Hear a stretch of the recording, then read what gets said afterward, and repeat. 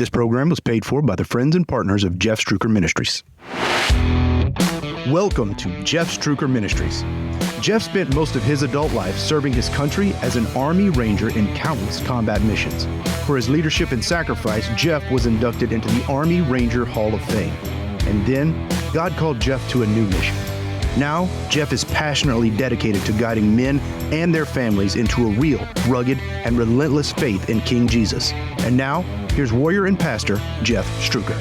Preach in 3, 2, 1. Today, what you're going to see from the Bible is the crushing weight of God's will.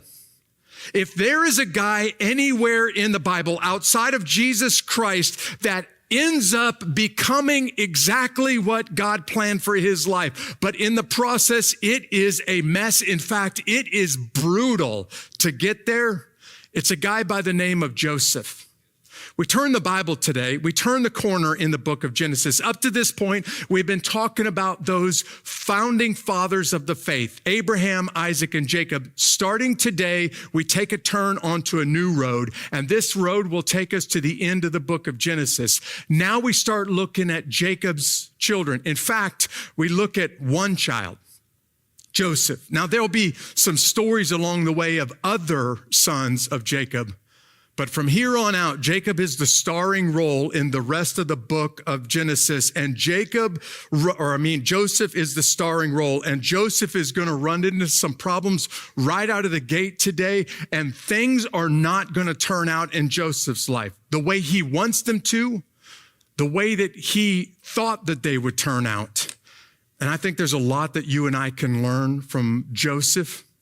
We're in Genesis chapter 37. If you've got that mobile app open, you've got all of the sermon notes and the scriptures right in front of you. But let me just start off by talking about Joseph's dad and Joseph's brothers, because every time that you see Joseph mentioned in Genesis 37 today, it's in relation to his father or his brothers. Let's look at all of Genesis 37, and it starts at the beginning in verse 1 with Jacob. Jacob lived in the land where his father had stayed, the land of Canaan. These are the family records of Jacob. Now, don't forget that God has already changed his name from Jacob to Israel. And what we're learning about today is the 12 sons of Jacob, the 12 tribes of Israel. At 17 years of age, Joseph, he doesn't like to be called Joe, tended sheep with his brothers. The young man was working with the sons of Bilhah and Zilpah, his father's wives, and he brought a bad report about them to their father. I guess no one ever told Joseph that snitches get stitches. Now, Israel loved Joseph more than the other sons because Joseph was a son born to him in his old age, and he made a long-sleeved robe for him.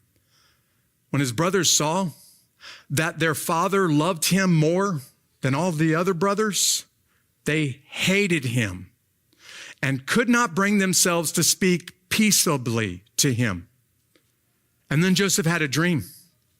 And when he told it to his brothers, they hated him even more. The key word in this passage today is the word hated. And I want you to understand, when the Bible uses this word hated today, we're not talking sibling rivalry.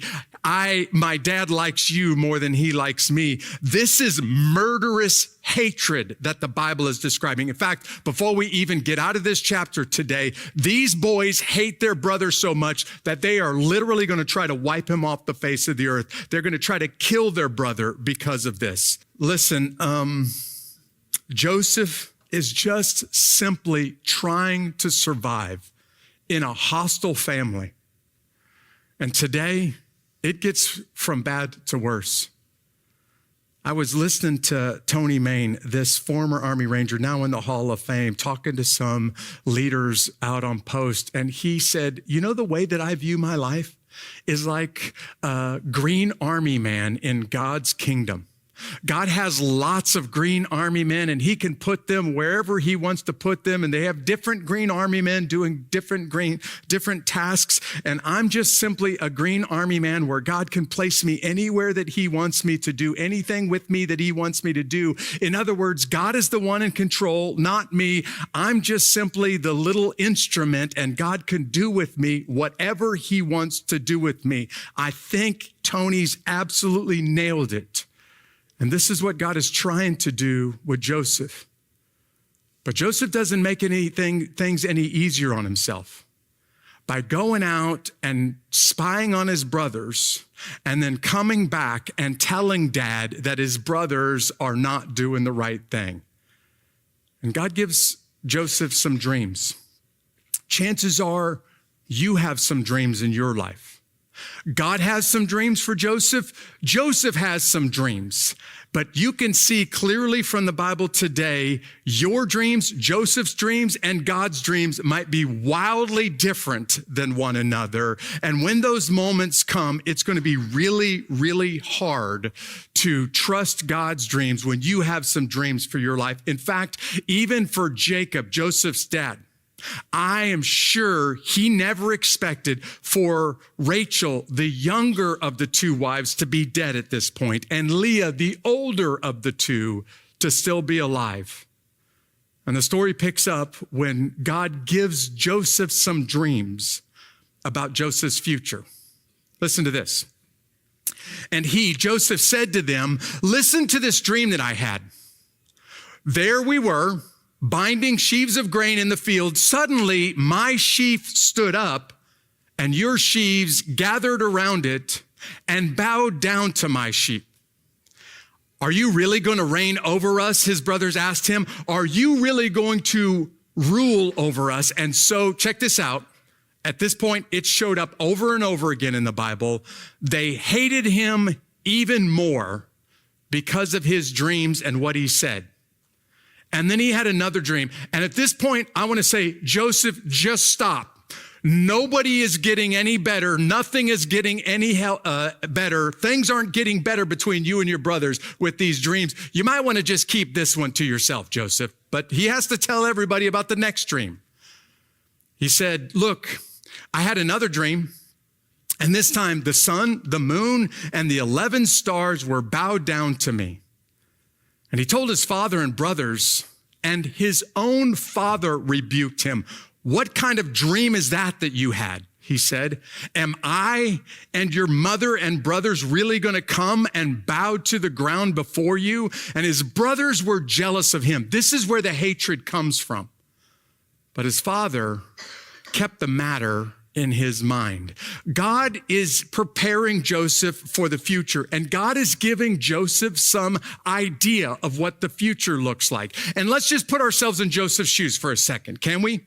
If you have these dreams, you got to be pretty excited about these dreams because they probably seem pretty awesome from your perspective, right? But when you start to talk to your brothers about these dreams, how do you think these dreams are going to go over with them?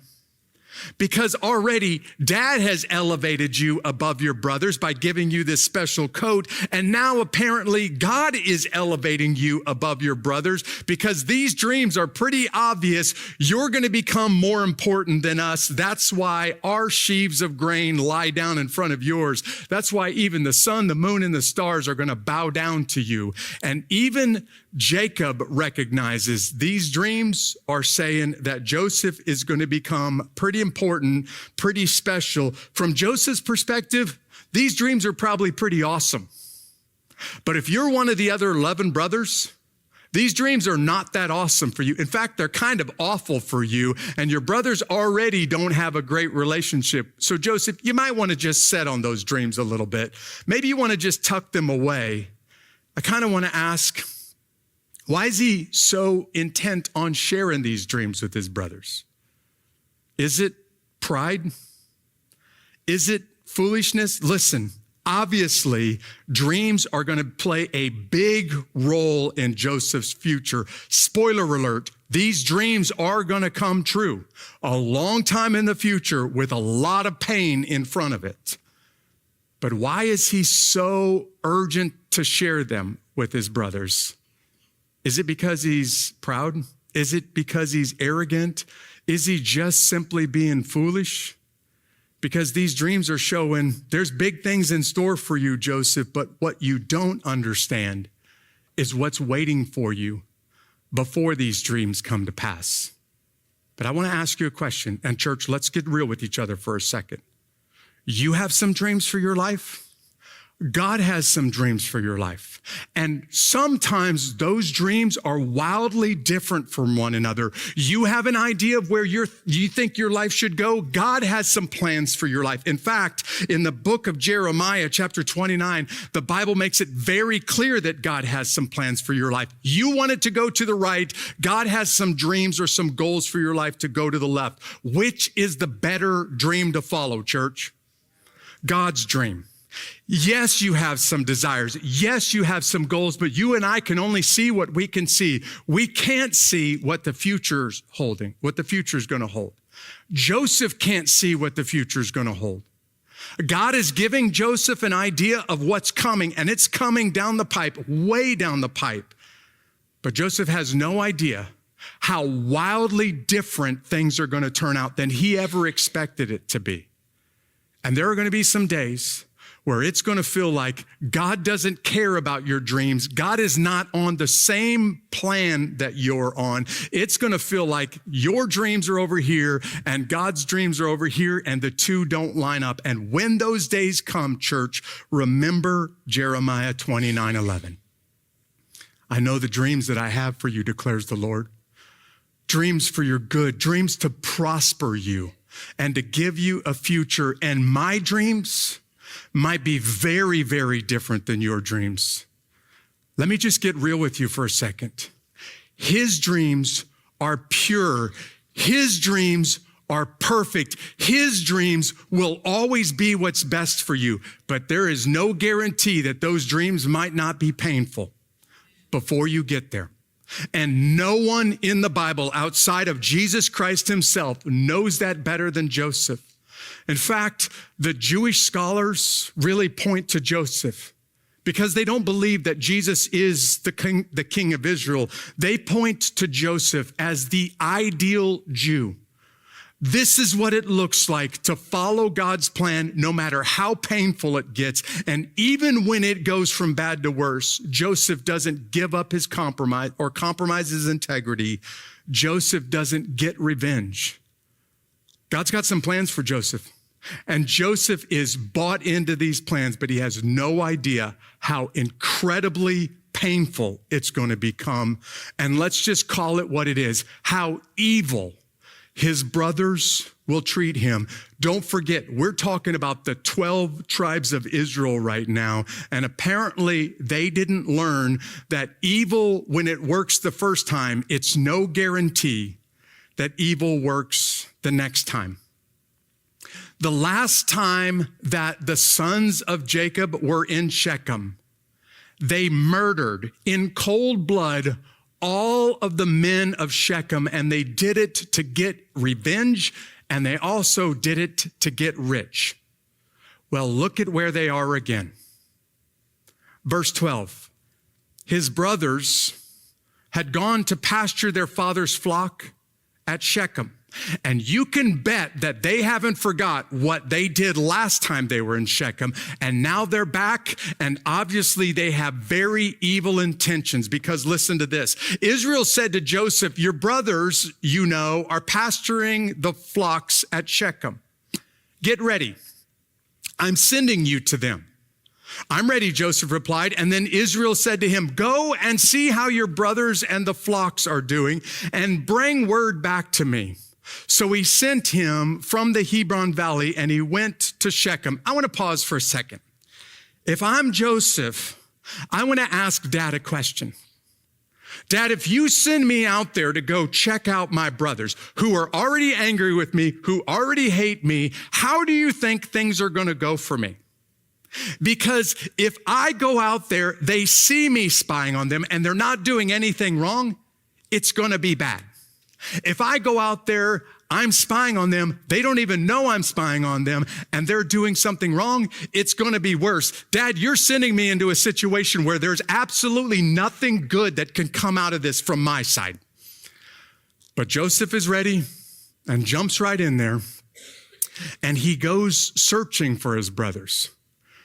Now, this man that the Bible describes here, we don't know anything about him. In fact, some Bible scholars think maybe this is an angel, but almost everybody believes God supernaturally helped Joseph at this point. Do you buy that? Okay, hang on to that thought for just a second. A man found Joseph wandering in the field and asked him, "What are you looking for?" "I'm looking for my brothers," Joseph said. "Can you tell me where they're pasturing their flocks?" "They've moved on from here," the man said. "I heard them say, 'Let's go to Dothan.'" So Joseph set out after his brothers and found them at Dothan. They saw him at a distance because that long sleeve robe is a perfect sniper's target, and Joseph is now behind enemy lines. And before he had reached them, listen to this, they plotted to kill him. This isn't simple hatred. This definitely isn't sibling rivalry. This is, we want him gone, and we will kill our own flesh and blood. And they said to one another, "Oh, look, here comes that dream expert. So now come on, let's kill him and throw him into one of the pits. We can say that a vicious animal ate him, and then we'll see what comes of his dreams." And this is brother ready to kill brother because of their hatred for one another. The last time that Simeon and Levi were in Shechem, they killed all of the men of the land, and they killed for revenge, and they killed to get rich. And apparently they haven't forgot about it. And now they're back in Shechem, and they're ready to kill again because they've got a taste for blood. And when they've got the taste for blood, it's really hard to get it out of them. But this time it's their own brother. And they see him coming from a distance, and they probably know Dad sent him out here to spy on us. So whatever he says next is going to be bad for us. Joseph ought to be wise enough at this point to know whatever I say next is going to be bad for me. But if you put yourself in Joseph's shoes for just a second, I'm now stuck in between honoring my father and doing the right thing towards my brothers. And so Joseph goes out there and goes to check on them. And when he finds them, they can see him from a distance, and they hate him so much that the brothers are ready to kill him. Can I remind you for a third time today, these are the founding tribes of Israel. And this is how ugly, how evil, how messed up this family is, which ought to make you feel a little bit better about the dysfunction at your last family reunion, because at least it wasn't this bad. A man found him. And this man, this divine helper from God, said, "Hey, Joseph, go that way. They're over in Dothan." But here's the problem. God just sent Joseph into a trap. God is the one who orchestrated it so that Joseph would show up and the brothers would see him from a distance, and the brothers, now it's not God who put in the brothers' hearts to kill Joseph, but God is the one who made it possible for this event to even happen, because God is the one who sent someone to help him. And I think I need you to know that sometimes just being faithful will put you at odds with people around you. I think you need to hear this, because Jesus even reminds his disciples, in Matthew chapter 10, listen, sometimes by just simply being a man or a woman of faith, your family is going to turn their back on you. Your friends are not going to want to hear it. In fact, people are going to persecute you because of me.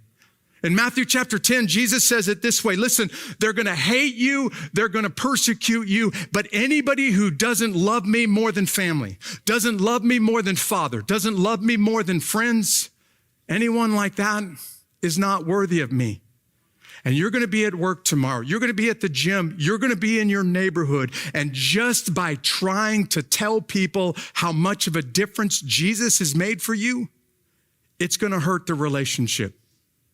In fact, I'm convinced the single greatest reason why Christians don't share their faith today with people they know is because they're worried. What's this going to do to the relationship?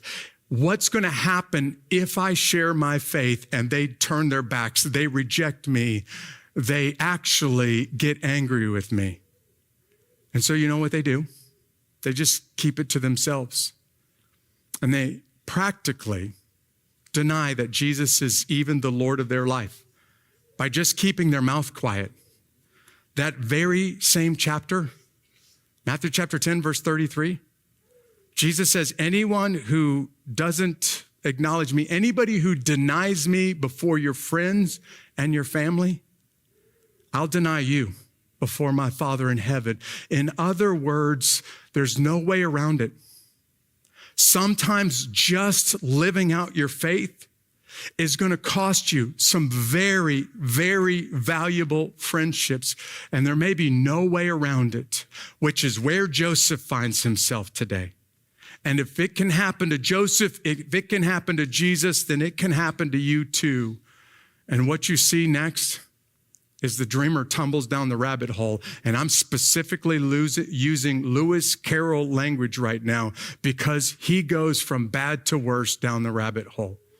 Listen to how Genesis 37 ends.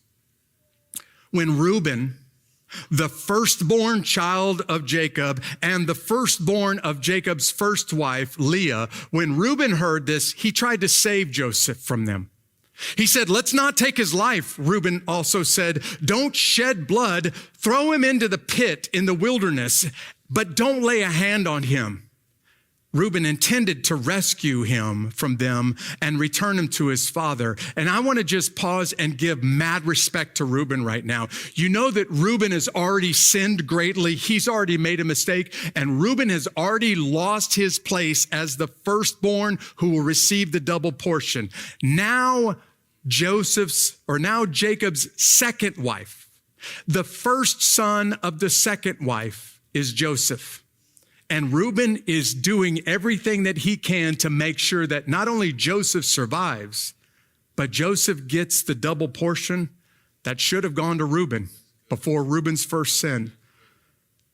When Joseph came to his brothers, they stripped off his robe. The Bible doesn't give us the violence of what happened, but there's no doubt that this was bloody, this was murderous violence. They stripped off his robe, of Joseph's robes, the long-sleeved robe that he had on, and they took him and they threw him in a pit.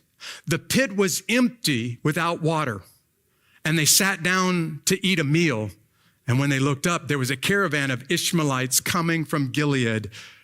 The Hebrew scholars and the Hebrew Midrash says there's incredible irony in this verse. You see, Joseph is in a pit and his brothers are eating. But there's a day coming when Joseph's brothers are going to be in a pit and Joseph is going to be eating, and God is going to completely turn the tables on these two. But it is going to be 20 years of pain and suffering before that day happens. Their camels were carrying aromatic gum, balsam, and resin going down to Egypt. And Judah said to his brothers, not much better here, what do we gain if we kill our brother? Let's make some money off. Instead of just murdering him and not getting anything out of it, let's make some money off of him. What do we gain if we kill our brother and cover up his blood? Come on, let's sell him to the Ishmaelites and not lay our hand on him, for he is our brother, our own flesh. And his brothers agreed. When the Midianite traders passed by, his brothers pulled Joseph out of the pit and they sold him for how much? 20 shekels of silver to the Ishmaelites who took Joseph to Egypt. When Reuben returned to the pit and saw that Joseph was not there, he tore his clothes and he went back to his brothers and he said, the boy is gone. What am I going to do? And so they took Joseph's robe. They slaughtered a male goat and they dipped the robe in its blood. They sent the long-sleeved robe to their father and said, we found this. Examine it. Is it your son's robe or not? His father recognized it. It is my son's robe, he said. A vicious animal has devoured him. Joseph has been torn to pieces. And then Jacob tore his clothes and put on sackcloth around his waist. And he mourned for his son many days. All of his sons and daughters tried to comfort Jacob, but he refused to be comforted. No, he said, I will go down to Sheol, to my son mourning. And his father wept for him. And meanwhile, the Midianites sold Joseph in Egypt to Potiphar, an officer of Pharaoh and the captain of the guard. The Bible is describing for us now how it goes from bad to worse for Joseph. I got another question for you, and it's very natural from this passage. If God has a plan for Joseph's life, if God has a plan for your life, and his plan is pure, his plan is perfect, his plan is absolutely beyond a shadow of a doubt going to come to pass, does that mean that it's going to be pleasant along the route? No. In fact, from Jesus, from Joseph, and chances are from your own life, God's plan is going to come to pass. But it may be very painful along the way. And just because it's painful doesn't mean that you're on the wrong path. It may be that God is laying out this long, painful path so that Joseph can get into a place where he will literally save the lives of everybody who turned their back on him. If God would do this with Jesus, if he would do this with Joseph, then chances are this might come to pass in your life too. God has a plan. There's absolutely no question beyond a shadow of a doubt. God has a plan for your life. And Joseph is the living example of the crushing weight of God's will and how painful that plan may be. Would you bow your heads? Would you let me pray for us?